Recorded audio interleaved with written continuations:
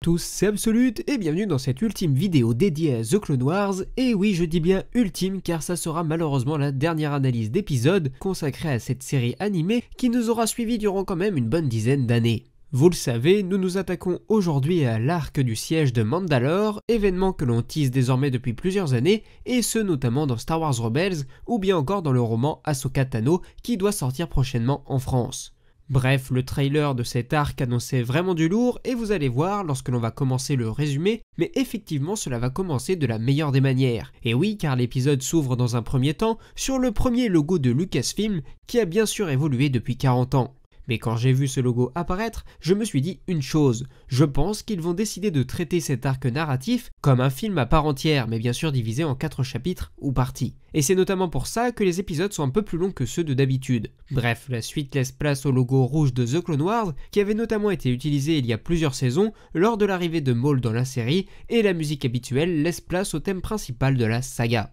On enchaîne ensuite avec la mise en contexte habituelle par la voix de l'amiral Yularen, et même si la scène qui va suivre est vraiment géniale, j'ai trouvé dommage que l'on ait aucune indication du pourquoi Maul se retrouve de nouveau sur Mandalore, car en réalité, ceux qui n'ont suivi que la série animée se sont arrêtés sur Dark Sidious qui emprisonne son ancien apprenti, mais ceux qui ont lu le comics Fils de Dathomir savent comment Maul s'est échappé, même si bien évidemment, il nous manque encore quelques éléments. Mais passons. Dans ce résumé, nous pouvons voir que nous sommes réellement dans la phase initiale et de préparation de la situation du film La Revanche des Sith, avec les généraux Jedi qui sont envoyés dans les 4 coins de la bordure extérieure, ce que l'on pouvait déjà voir dans l'univers Legends dans le roman Le Labyrinthe du Mal, mais ça c'était juste pour la petite anecdote. Nous croisons donc Aayla Secura et le commandant Bly sur Felucia, le Keldor Plo Koon à bord de son chasseur qui doit probablement se rendre sur Cato Neimodia, mais nous pouvons également apercevoir Caleb Dume, alias Kanan Jarrus, et sa maître Depa Billaba autour de la table d'hologramme alors qu'ils doivent sûrement être stationnés sur la planète Calair, comme nous avions pu le voir dans le comics Kanan. Et enfin bien sûr nous avons droit à notre petit caméo du général Grievous avec un design beaucoup plus proche de l'épisode 3 alors qu'il s'apprête à lancer l'attaque sur la planète capitale de la République, Coruscant. Nous nous retrouvons ensuite sur la planète Yerbana sur laquelle le 212e bataillon est réquisitionné alors qu'ils doivent faire face à une imposante résistance des droïdes séparatistes. Tandis que les droïdes araignées prennent pour cible le commandant Cody, le général Kenobi surgit de nulle part et intercepte le missile, protégeant ainsi son ami et compagnon de guerre. Il va sans dire que cette scène est là pour renforcer la future trahison de Cody vis-à-vis d'Obi-Wan, car pour l'heure, ils se considèrent encore comme des amis, mais vous allez voir, ce n'est bien évidemment pas la seule fois que ce genre d'événement va se produire. Alors que les troupes républicaines se mettent à couvert, c'est le moment choisi par Anakin pour se, disons, mettre en scène en fanfaronnant comme à son habitude. Et apparemment, la scène qui en suit n'a pas plu à certains, mais personnellement je la trouve plutôt cohérente avec le début de l'épisode 3, mais enfin bon, il faut tout pour faire un monde. Anakin se charge donc d'avancer seul vers les droïdes, ce qui ne manquera pas de nous rappeler la scène de Luke Skywalker qui avance vers les marcheurs du Premier Ordre sur Crait dans l'épisode 8. Et vu que Anakin tend un piège aux droïdes grâce au capitaine Rex, on peut là aussi dire que cela fait allusion à la célèbre phrase de l'amiral Akbar, même si bon, aujourd'hui on ne peut plus s'empêcher de penser à Akbar dès qu'on entend le mot piège. Enfin bref, les droïdes se font décimer et les Jedi peuvent repartir à bord de leur croiseur Venator, car l'amiral Yularen leur apprend que quelqu'un utilisant la fréquence Fulcrum souhaite les contacter. Alors là j'ai plusieurs choses à faire remarquer. Déjà, on apprend que le code Fulcrum existait déjà lors de la guerre des clones et qu'il était attribué à Saw Gerrera, mais qu'il a donc ensuite été repris par Ahsoka, vous vous en doutez, et c'est ce qu'on avait pu voir dans Rebels.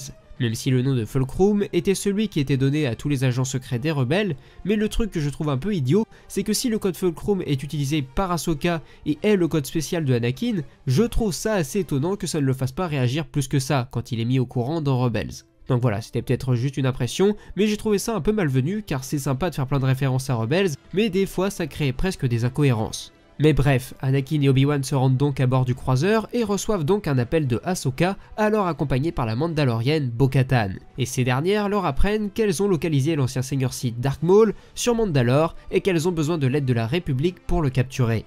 Une fois sur place, on s'attend évidemment à ce que les retrouvailles soient touchantes entre Ahsoka et son ancien maître, mais non, l'épisode nous prend à contre-pied et je trouve ça intéressant car cela va permettre à la série de nous dévoiler une autre facette du personnage, qui est presque disons rancunière vis-à-vis de l'ordre Jedi. Et on peut bien évidemment le comprendre vu ce qui l'a poussé à les quitter. Mais Dave Filoni, en donnant ce trait de caractère à son personnage, il n'est pas innocent. Il fait cela tout simplement pour que la chute de Anakin dans le côté obscur soit encore plus justifiée de son point de vue quand il finit par dire à la fin du film que de son point de vue, ce sont les Jedi qui sont le mal, et on peut aisément penser que les paroles d'Ahsoka ressurgissent dans son esprit lors de son basculement du côté obscur. On peut d'ailleurs noter que cette scène de retrouvailles est également très similaire à la scène d'introduction de Ahsoka dans le film The Clone Wars sorti en 2008.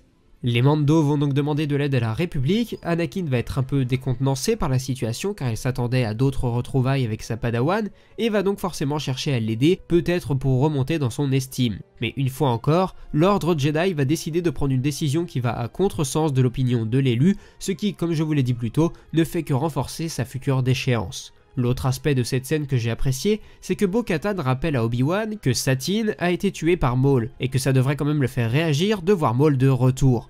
Mais celui-ci agit en vrai Jedi avec tout ce que cela implique, et laisse donc évidemment, comme je vous l'ai dit plus tôt, le conseil décider à sa place. Ce qui là encore marque une petite différence entre les personnages de Anakin et d'Obi-Wan, qui étaient déjà visibles avant, mais qui se voient être renforcés, car malgré son attachement pour la duchesse, Obi-Wan a su prendre du recul pour ne pas laisser ses émotions prendre le dessus, là où Anakin fera l'exact inverse.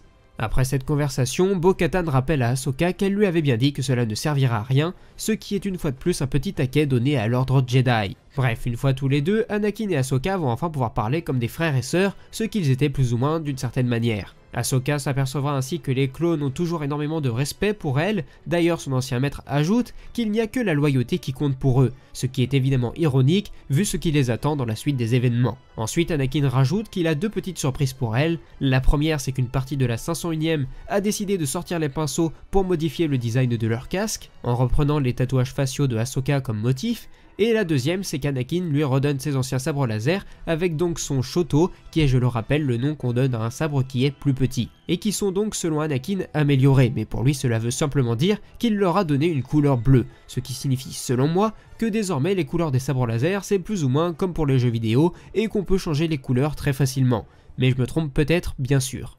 Bref, revenons-en au sujet initial, une alarme se met à sonner, Obi-Wan arrive en courant et leur annonce que cette fois-ci, c'est Coruscant qui est attaqué par Grievous et que le chancelier est pris pour cible, et que c'est donc Shakti qui est chargé de le protéger. Ce qui est donc en soi un clin d'œil à la première série Clone Wars, mais tout ça, ça va encore ajouter du bordel sur la mort de Shakti, car si vous n'avez pas vu ma vidéo sur le sujet, vous aurez loupé le fait que cette dernière a plein de morts possibles, que ce soit tuée par Anakin durant la purge, ce qui était apparemment la voie envisagée dans le canon, qu'elle a été tuée par Starkiller dans le Legends, et que dans une scène coupée du 3, c'était Grievous qui la tuait, car justement elle tentait de protéger le chancelier, enfin bref, fin de la parenthèse sur Shakti. Donc Ahsoka va faire son caca nerveux, qui est pour le coup pas forcément justifié, car certes on peut comprendre qu'elle est mauvaise, mais elle devrait tout de même comprendre que là c'est pas une petite offensive, c'est la capitale de la République qui est attaquée, et s'ils perdent cette bataille, c'est beaucoup de gens qu'elle a connus qui risquent de mourir, y compris les deux sœurs qu'elle a croisées dans l'arc d'avant. Même si bon on peut imaginer qu'elle a vraiment un côté revanchard vis-à-vis des Jedi et de la République. Donc peut-être que ceci explique cela, mais heureusement pour calmer le jeu, Anakin trouve une solution, car s'il ne peut pas donner le commandement d'une section de clones à son ancienne padawan, car elle ne fait plus partie de l'armée, le chevalier Jedi décide de promouvoir Rex commandant, et au passage on peut se dire qu'il aurait dû l'avoir depuis longtemps sa promotion quand même, et puis aussi j'aurais bien aimé avoir la scène dans laquelle il l'apprenait, mais dans tous les cas, Rex part sur Mandalore en qualité de commandant, avec Ahsoka dans le rôle de conseillère. On peut donc de ce fait imaginer que l'autre partie de la 501ème qui reste avec Anakin est celle dirigée par Apo, qui a donc lui aussi, il faut le croire, a été promu au grade de commandant. Ahsoka et Anakin échangent donc leurs derniers mots dans une scène évidemment forte en symbolique, d'autant plus qu'elle est construite visuellement de la même manière que leur retrouvaille sur Malachor dans la saison 2 de Rebels, ce qui pourrait forcément faire couler une petite larmichette pour les plus sensibles d'entre nous. The last time I saw him, he was rushing off to save the Chancellor. Le débarquement se prépare donc, nous allons donc pouvoir assister à un très beau semblant de plan séquence de Ahsoka en train de descendre sans jetpack, tout en éliminant de nombreux Mandaloriens sous les ordres de Maul, qu'on va appeler les Mando rouges pour des raisons évidentes, et on notera d'ailleurs que parmi eux, on peut trouver Gar Saxon, que l'on pouvait déjà voir dans Rebels, alors qu'il était un protecteur de Mandalore grâce au pouvoir conféré par l'empereur, tandis que du côté de Bo-Katan, nous pouvons retrouver Ursa Wren, reconnaissable à son armure, la mère de Sabine, qui était d'ailleurs déjà présente dans les épisodes précédents, et vu que je n'avais pas remarqué ce caméo, vous avez été quelques-uns à me le signaler, donc merci à vous. Un autre détail important que l'on peut noter, c'est que la musique présente lors de la descente d'Ahsoka est la même que celle utilisée au début de l'épisode 3. C'est un effet utilisé pour nous montrer que ces deux batailles, donc le siège de Mandalore et la bataille de Coruscant, se passent simultanément. Pour des raisons évidentes de droit d'auteur, je ne peux pas vous passer l'extrait, mais je vous laisserai en description un lien qui vous montrera ce petit clin d'œil.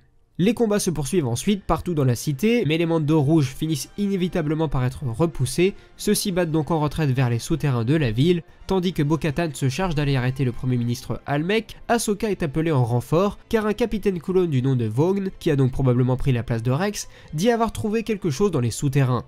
Les clones vont donc s'infiltrer dans les tunnels et assez inexplicablement, après s'être fait tirer dessus, ils vont se mettre à partir un peu dans tous les sens, tel un film d'horreur, ce qui va engendrer la mort de chacun de ces individus, l'un après l'autre. Ahsoka va donc retrouver le capitaine alors agonisant, celui-ci aura malgré tout le temps de lui dire qu'il est désolé, c'est à ce moment que nous voyons nombre de Mandos rouges sortir de tous les tunnels autour de Ahsoka, tandis qu'une voix caverneuse approche et nous dit qu'elle espérait plutôt l'arrivée de Kenobi. Vous l'aurez donc compris, c'est sur l'apparition de Maul qui piège Ahsoka que se termine ce premier épisode. L'épisode 2, nommé l'apprenti fantôme, est donc un premier rappel de la première apparition de Dark Maul dans la menace fantôme. On notera d'ailleurs que ce deuxième chapitre commence sans qu'aucune recontextualisation ne soit faite par le narrateur, ce qui doit être une première dans toute l'histoire de la série. L'épisode reprend là où il nous avait laissé, avec Ahsoka prise en embuscade par Maul et ses troupes. Pendant que celui-ci va d'ailleurs lui tenir un discours sur le fait qu'il ne la connaît que très peu et qu'il ne s'attendait pas à la voir elle arriver, elle en profite pour contacter subtilement le commandant Rex afin qu'il puisse tracer sa position. En attendant l'arrivée des clones, Maul apprend à Ahsoka que ses visions lui indiquent clairement la déchéance prochaine des Jedi et de la République, et que bientôt, Dark Sidious prendra les choses en main. Avant que nous n'ayons eu le temps d'en apprendre plus, le commandant clone fait son apparition avec ses troupes, ce qui met fin au dialogue, et en projetant Rex sur Ahsoka, Maul parvient à prendre la fuite, et malgré tous les efforts déployés par ses poursuivants, ces derniers ne parviendront pas à le rattraper. De retour dans le hall du palais, les officiers du siège de Mandalore continuent de discuter stratégie en compagnie du général Jedi Obi-Wan Kenobi. Ahsoka les informe alors que Maul a évoqué le nom de Dark Sidious, un nom qui a forcément un sens pour Obi-Wan, car celui-ci l'a lui-même déjà entendu lors de sa détention par le comte Dooku lors de son investigation sur Geonosis dans l'épisode 2. On apprend par ailleurs que la bataille de Coruscant est terminée à cet instant, car le comte a déjà été tué par Anakin. Ce dernier n'est donc plus susceptible de leur apprendre quoi que ce soit sur ce supposé grand maître Sith. On apprend ainsi que Obi-Wan et que par défaut le Conseil sont déçus de la mort de Dark Tyrannus. On comprend ainsi un peu mieux pourquoi Sidious a trahi son apprenti en autorisant Anakin à le tuer. De un, car cela permettait à Anakin de s'enfoncer encore un peu plus dans le côté obscur, mais également car cela lui permettait d'éviter toute tentative de trahison de la part de Dooku. Nous apprenons par la suite que Kenobi est envoyé sur Utapau pour traquer le général Grievous. J'en viens donc à penser que cette scène se passe juste avant que Obi-Wan n'ait fait ses adieux, façon de parler, à Anakin dans l'épisode 3. Il apprend par la même occasion à Ahsoka que le conseil a chargé Anakin de surveiller le chancelier, ce qui sur le coup énerve l'ancienne Padawan car elle sait bien que Anakin est très proche de Palpatine et cette mission est donc relativement dangereuse émotionnellement parlant. Obi-Wan le sait également et c'est pour cela qu'il lui demande de le contacter, afin de voir ce qu'il ressent à propos de cette mission. Malheureusement, Ahsoka n'aura pas le temps de passer un appel à son maître car les troupes de Maul refont surface et elle doit passer à l'action. Elle charge donc Obi-Wan de dire quelque chose à Anakin et je pense donc que la scène de la revanche des Sith qui suit ce passage entre Ahsoka et Obi-Wan est le moment où Kenobi dit à Anakin qu'il deviendra probablement bientôt le plus grand Jedi de l'histoire. D'ailleurs, une petite anecdote de réalisation sur cette scène, si vous ne l'aviez jamais remarqué, mais lorsqu'ils se séparent, Obi-Wan est le seul à être dans la lumière, tandis que Anakin, lui, reste dans l'ombre. Une astuce simple pour faire comprendre aux spectateurs que quoi qu'il arrive, le destin des personnages est déjà scellé. Bref, sur Mandalore, les Mandos rouges continuent d'agir en secret dans les égouts et une escouade de clones est tombée dans un piège tendu par Maul, ce qui leur a permis de capturer l'Arc Trooper Jesse et qu'ils l'ont emporté afin de l'interroger, probablement dans l'objectif d'en apprendre plus sur Ahsoka. Lors du dialogue entre Maul et son prisonnier, l'ancien apprenti Sith lui révèle que les clones font partie intégrante du grand plan des Sith. D'ailleurs, avant de commencer à torturer l'esprit du soldat clone, de la même façon que pourra le faire plus tard Kylo Ren, Maul envoie Gar Saxon éliminer l'ancien premier ministre Almec afin d'éviter qu'il ne diffuse des informations importantes à l'ennemi.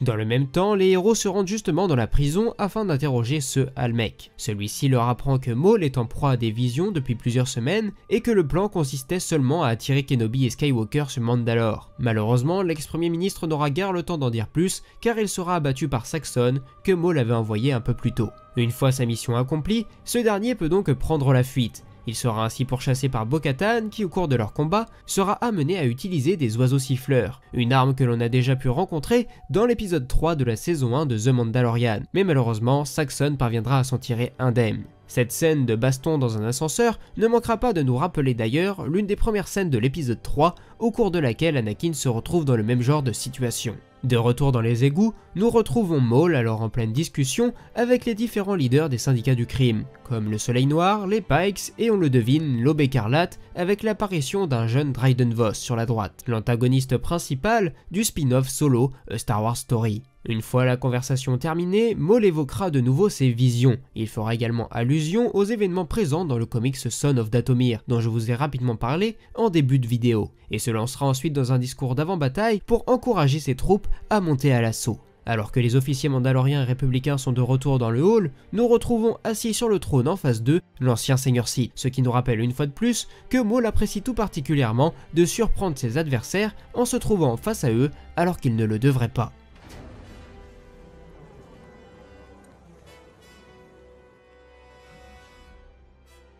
Bo-Katan sera la première à s'élancer, mais Maul l'arrêtera rapidement en détournant chacun de ses tirs et ne manquera pas de lui rappeler qu'après son duel contre Previsla, il est son souverain légitime. À ses côtés, on retrouve Jesse, le soldat clone qu'il a torturé un peu plus tôt, mais pour montrer sa bonne foi, il l'autorise à rejoindre ses frères d'armes. On peut d'ailleurs constater que Jesse a l'air d'avoir craqué lors de son interrogatoire et d'être maintenant complètement brisé. J'en viens donc à me demander si à cet instant, il n'est pas au courant de l'ordre 66 qui, intégré dans la puce que tous les clones ont dans leur cerveau, et il ne me semblerait donc pas totalement déconnant que ce soit Jesse qui informe Rex de l'existence de cette puce. Pendant ce temps, à l'extérieur, des bombes commencent à pleuvoir, ce qui oblige Bo-Katan à sortir pour aller mener ses troupes au combat. Le duel entre Ahsoka et Maul se rapproche encore un peu plus. Ce dernier va donc essayer de faire comprendre à Ahsoka que leur situation est loin d'être différente, et qu'ils ont plus en commun qu'elle ne veut le reconnaître. Ils ont par exemple tous deux été rejetés par l'ordre qui les avait juré de défendre. Maul ajoute que c'est bien Sidious qui est derrière tous ces changements, tapis dans l'ombre encore et toujours,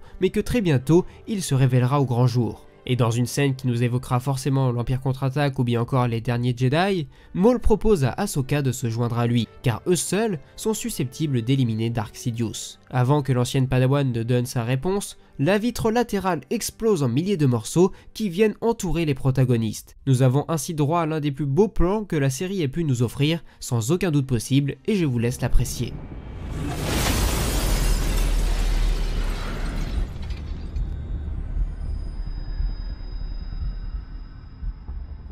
Et contrairement à ce que l'on pouvait imaginer, Ahsoka accepte la proposition de Maul à une seule condition, qu'il lui révèle ce qu'il attend d'Anakin Skywalker. Maul lui répond alors qu'il est la clé de tous les événements à venir, mais pas pour ramener l'équilibre, non car il est la clé pour tout détruire. Et oui, Maul a en effet aperçu dans ses visions le visage d'Anakin Skywalker et il sait que ce dernier est destiné à devenir le futur apprenti de Dark Sidious. Ces révélations choquent forcément Ahsoka qui ne s'attendait pas à de telles accusations sur son maître. D'autant plus que Maul insiste bien sur le fait qu'il a créé cette guerre sur Mandalore dans l'unique objectif de l'attirer ici afin de le tuer et de briser cette chaîne d'événements destructeurs. Ahsoka, ne pouvant en entendre plus, actionne ses lames et le duel va enfin pouvoir débuter. Maul active son double sabre et s'élance sur Ahsoka. On peut par ailleurs entendre en arrière-plan le cri de force poussé par Dark Sidious dans l'épisode 3.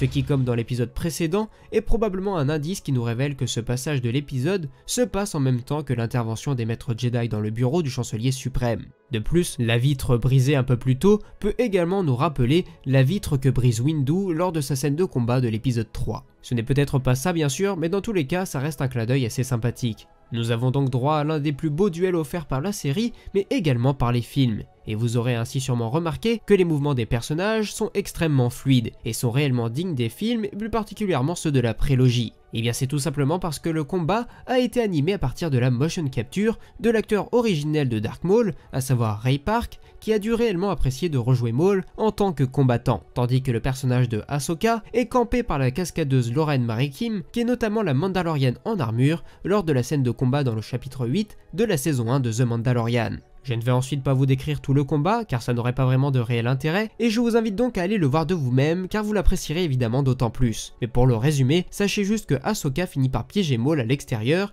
et celui-ci se fait donc capturer par les soldats clones.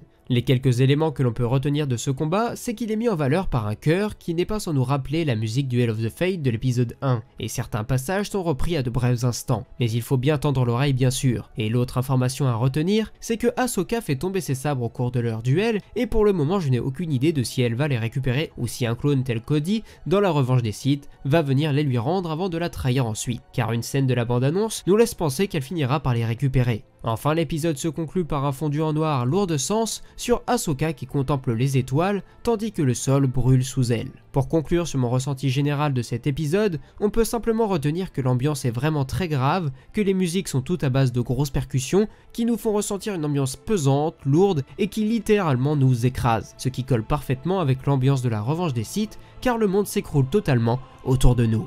Le troisième épisode commence quant à lui évidemment sur le thème musical des clones car il ne fait désormais plus aucun doute que cet épisode leur sera entièrement consacré. La cité mandalorienne est en ruine mais le parti de Bo-Katan a vaincu, Gar Saxon est arrêté et Maul a pu être capturé par Ahsoka. Et comme je l'avais plus ou moins prévu, Ahsoka récupère bien ses sabres mais pas de la main d'un clone mais bien de celle de Bo-Katan. Une petite conversation s'ensuit entre les deux femmes, au cours de laquelle Ahsoka explique qu'elle a tout appris en observant faire les meilleurs. On pense évidemment à son ancien maître Anakin, à Obi-Wan bien sûr, mais on peut également penser à Plo Koon, qui est le Jedi qui a trouvé Ahsoka alors qu'elle n'était qu'une enfant. Mais la Togruta rajoute que la Mandalorienne fait également partie des meilleurs. Lorsqu'elles en viennent à parler du futur de Mandalore, nous pouvons observer un plan qui nous montre en fond Ursa Wren, la mère de Sabine, je vous le rappelle, qui pourrait donc avoir un rôle à jouer à l'avenir, tel qu'on avait pu le voir dans Rebels, même si finalement c'est Bo-Katan qui a accepté de porter le sabre noir. Au même moment, Rex vient l'informer que le Conseil Jedi est en pleine réunion et qu'ils l'attendent. Malheureusement, elle arrive trop tard et son maître est déjà parti en mission. Windu vient de lui demander d'aller prévenir le chancelier que Obi-Wan a débuté son combat contre le général Grievous. Il s'agit donc, vous l'aurez compris, de la scène au cours de laquelle Anakin apprendra que Palpatine est bel et bien le Seigneur Noir des Sith, que les Jedi cherchaient depuis tout ce temps. Dans le même temps, la scène du conseil qui se tient dans cet épisode 11 est également une scène visible dans la revanche des Sith, car on voit bien que les mêmes personnages sont présents, à savoir Yoda, Windu, Aayla Secura et Ki-Adi-Mundi. Une fois arrivée, Ahsoka pourra leur apprendre que Maul a bien été capturé. Elle admet n'avoir fait que son seul devoir de citoyenne, mais pas celui de Jedi. Elle leur révélera également être déçue de ne pas pouvoir parler à son maître, et oui, les événements s'enchaînent très rapidement, et la roue du destin est plus rapide qu'on ne pourrait le croire, et elle semble désormais impossible à stopper. De plus, Windu refuse de dire à Ahsoka ce que le conseil pense du chancelier, ce qui ne fait que créer une barrière supplémentaire entre Ahsoka et les Jedi. À la fin de l'appel, Yoda lui donne l'occasion de pouvoir faire passer un message pour elle à Anakin, mais malheureusement, cette dernière refuse, persuadée de pouvoir le faire plus tard, et certainement un peu chamboulée par les révélations de Maul dans l'épisode précédent. Ce dernier sera d'ailleurs ensuite déplacé afin d'être embarqué dans le croiseur républicain pour être ramené sur Coruscant. On apprendra également que dans un temps passé, les Mandaloriens s'étaient équipés de prisons disons personnelles, capables de maintenir en détention des utilisateurs de la Force. Et on parle bien évidemment ici de chevaliers Jedi, car ils ont pendant longtemps été en conflit avec les Mando. Ce caisson est donc apparemment le dernier qu'il leur reste, et Bo-Katan et Ahsoka peuvent donc enfin se faire leurs adieux. À partir de cette scène, la musique va commencer à être particulièrement dissonante, avec énormément de sonorités aiguës, le montage va être assez lent, on n'aura d'ailleurs aucun échange entre les personnages, on a seulement ce bruit de respiration qui ne manquera pas de nous rappeler l'ascension de Dark Vador, ce qui ne fait d'ailleurs qu'amplifier le niveau de tension qui ne fait que grimper car nous nous rapprochons constamment d'un instant décisif. Et pour tout vous dire, j'avais presque la sensation, je dis bien presque, d'être dans Interstellar. J'ai trouvé qu'il y avait beaucoup de similarités dans la façon de montrer ce passage, avec cette tension constante amplifiée par la musique. On a d'ailleurs toujours cette menace en fond, ici représentée par Maul, qui ne fait aucun bruit, comme un témoin que les Sith ont toujours été là, bel et bien présent, agissant dans l'ombre, mais restant éternellement une menace qui ne dit pas son nom pour l'ordre Jedi. Une fois sur le pont, nous allons avoir enfin droit à une scène de dialogue entre Ahsoka et Rex, au cours de laquelle ces derniers font le bilan de la guerre. Ahsoka avoue que les Jedi sont censés être les gardiens de la paix, mais qu'elle n'a cessé d'endosser le rôle de soldat, tandis que Rex admet que les clones ont des sentiments partagés sur la guerre, car sans elle, ils n'existeraient simplement pas.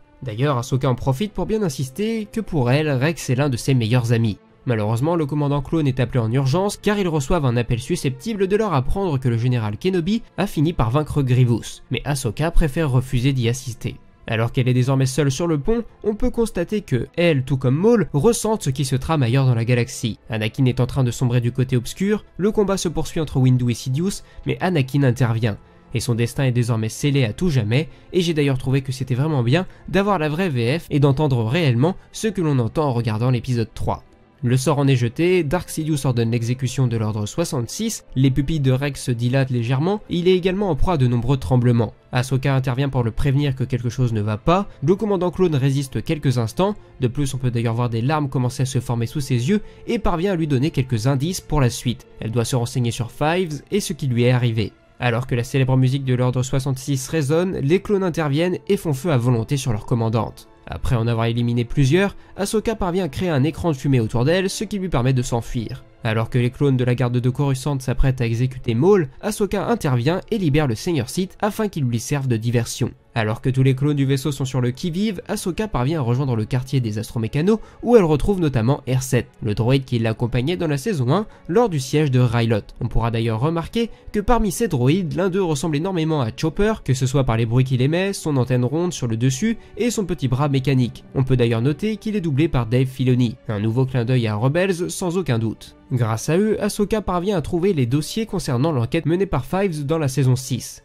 Elle tombe également sur un fichier vidéo de Rex qu'elle parvient à visionner en utilisant le code spécial de Anakin. Ainsi, elle découvre que suite à l'enquête menée par l'Arc Trooper, Rex avait encore des doutes sur cette puce que tous les clones avaient d'implantée dans leur cerveau, et qu'il imagine que cette dernière pourrait avoir une fonction dont il ne saisit pas encore l'étendue. De son côté, Maul sème le chaos et la destruction dans une scène qui ne manquera d'ailleurs pas de nous rappeler, dans sa mise en scène et dans sa violence, la scène du couloir qui intervenait à la fin de Rogue One. Alors que les clones continuent de patrouiller, Rex se retrouve coincé et enfermé dans un couloir par les droïdes. Il est ainsi assommé et Ahsoka peut l'emmener dans le quartier médical afin de lui retirer sa puce. On pourra d'ailleurs remarquer que le droïde chargé d'examiner le commandant clone est l'exact appareil qui était chargé de redonner des points de vie aux joueurs dans le premier Battlefront 2, celui de 2005. Malheureusement, l'appareil ne parvient pas à trouver la puce, on peut alors penser que l'esprit des clones est peut-être conçu pour dissimuler cette puce lorsqu'elle est active, afin qu'elle ne puisse pas être repérée. C'est donc en utilisant la force et en récitant le même mantra que Chiru Timwe, à savoir je fais corps avec la force et la force est avec moi, que le droïde parviendra à retrouver la puce dans le cerveau de Rex. Elle charge alors le droïde de lui retirer, mais malheureusement dans le même temps, les soldats clones qui se trouvent de l'autre côté s'apprêtent à franchir la porte. Ahsoka se tient prête, elle parvient à repousser certains de leurs tirs, mais leur avancée rapide ne lui permet pas de les éliminer. C'est alors que derrière elle, le son des blasters résonne, Rex s'est réveillé et il vient d'éliminer 4 de ses confrères. Le droïde quant à lui parvient enfin à refermer la porte. Rex s'excuse pour ce qu'il a fait et il a encore du mal à le réaliser. Il lui apprend également que tous les clones sont désormais conditionnés pour l'abattre elle et tous les chevaliers Jedi. L'épisode se termine donc sur Ahsoka, Rex et les droïdes encore enfermés et piégés dans le quartier médical, alors entourés d'ennemis qui s'apprêtent à rentrer dans un vaisseau qui fait route vers Coruscant, alors qu'un ancien Seigneur Sith se promène toujours à bord, semant chaos et désolation sur tout son passage. Ce nouvel et dernier épisode se rouvre sur les deux personnages qui s'apprêtent à être, disons, abordés par leurs adversaires. Et on commence d'ailleurs d'une manière, bon je suis désolé mais ça n'arrête pas de me faire rire, car Ahsoka dit qu'elle ne veut pas faire de mal aux clones, mais bon visiblement ça ne l'empêche pas de faire ça 10 secondes plus tard.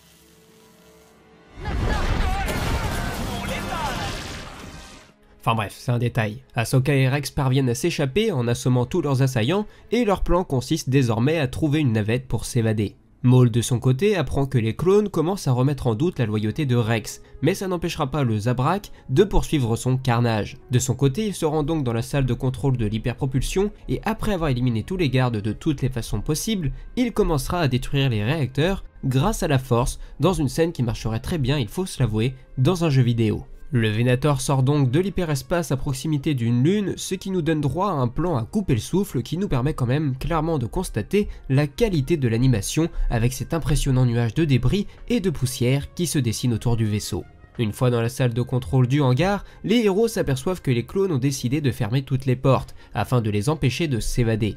Mais visiblement le droïde R7 est capable de bien des miracles et Ahsoka l'envoie ouvrir les portes. Une fois celles-ci ouvertes, les héros se rendent compte que la chute du vaisseau est inexorable. Nous avons ainsi droit à de très beaux plans qui nous dévoilent la lune sur laquelle ils vont probablement s'écraser. Une fois que les portes des quais seront ouvertes, Rex et Ahsoka auront le malheur de découvrir que les clones avaient prévu cette éventualité et avaient d'ores et déjà planifié une embuscade. Désormais ils n'ont pas le choix, s'ils doivent s'enfuir, il y aura forcément confrontation. Mais Ahsoka de son côté refuse d'être le bourreau des clones et je suis d'ailleurs assez étonné que Rex ne cherche pas plus que cela à essayer de les faire changer de camp. Ahsoka finira par retirer le casque de Rex et on s'apercevra que des larmes coulent sur ses joues. On comprend ainsi enfin que ça touche vraiment le personnage, mais malgré tout, il semble vraiment résolu quant au sort de ses frères et c'est plus cela qui me dérange. Une fois positionné, c'est l'Arc Trooper Jesse qui prend le commandement et qui ordonne à ses troupes de tirer dès lors qu'ils sortiront. Mais heureusement, l'ancienne Jedi a un plan pour gagner du temps, Rex doit faire croire qu'il l'a en réalité capturé, tout en faisant parler au maximum l'Arc Trooper pour permettre au droïde de débloquer la situation. Rex tentera donc de faire comprendre que Ahsoka n'est plus une Jedi, mais Jesse nous apprendra par ailleurs que l'ordre 66 ne vise pas exclusivement les Jedi, mais également les clones qui refuseraient d'appliquer cet ordre. C'est à cet instant que les droïdes mettent hors jeu un grand nombre de soldats clones, mais c'est également au même moment que Maul se joint à cette joyeuse compagnie et s'apprête à réquisitionner la navette.